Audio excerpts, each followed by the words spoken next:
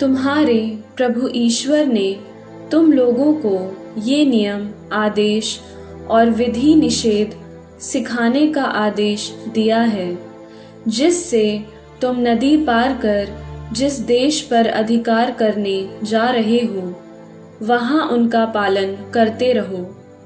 यदि तुम अपने पुत्रों और पौत्रों के साथ जीवन भर अपने प्रभु ईश्वर पर श्रद्धा रखोगे और उसके जो नियम तथा आदेश मैं तुम्हें दे रहा हूँ, यदि तुम उनका पालन करोगे तो तुम्हारी आयु लंबी होगी। इज़राइल, यदि तुम सुनोगे और सावधानी से उनका पालन करोगे तो तुम्हारा कल्याण होगा। तुम फलोगे, फूलोगे और जैसा कि प्रभु तुम्हारे पूर्वजों के ईश्वर ने कहा, वो तुम्हें वो देश प्रदान करेगा जहाँ दूध और मधु की नदियाँ बहती हैं। इज़राइल, सुनो, हमारा प्रभु ईश्वर एकमात्र प्रभु है। तुम अपने प्रभु ईश्वर को अपने सारे हृदय, अपनी सारी आत्मा और अपनी सारी शक्ति से प्यार करो। जो शब्द मैं तुम्हें आज सुना रहा हूँ वे तुम्हारे हृदय पर अंकित रहें। तुम उन्हें अपने पुत्रों को अच्छी तरह सिखाओ। घर में बैठते या राह चलते, शाम को लेटते या सुबह उठते समय उनकी चर्चा किया करो। तुम उन्हें निशानी की तरह अपने हाथ पर और तावीज़ की तरह अपने मस्तक पर बांधे रखो और अपने घरों की चौखट तथा अपने फाटकों पर लिख दो।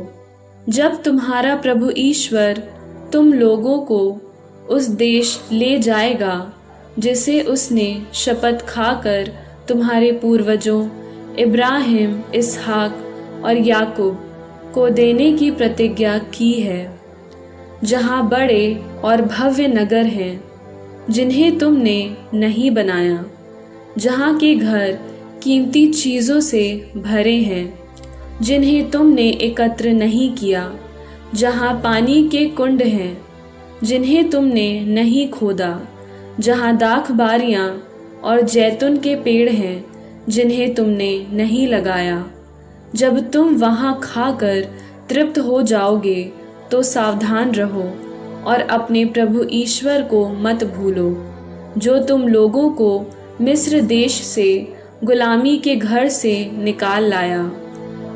तुम अपने प्रभु ईश्वर पर श्रद्धा रखोगे, उसी की सेवा करोगे और उसी के नाम पर शपथ खाओगे। तुम पराये देवताओं के अनुयायी मत बनो, उन राष्ट्रों के देवताओं के जो तुम्हारे आसपास रहते हैं, क्योंकि तुम्हारे बीच रहने वाला तुम्हारा प्रभु ईश्वर एक असहनशील ईश्वर है। ऐसा न हो कि उसका क्रोध तुम पर भड़क उठे और वो देश की भूमि पर से तुमको मिटा दे। प्रभु अपने ईश्वर की परीक्षा मत करो, जैसा कि तुम लोगों ने मस्सा में किया था।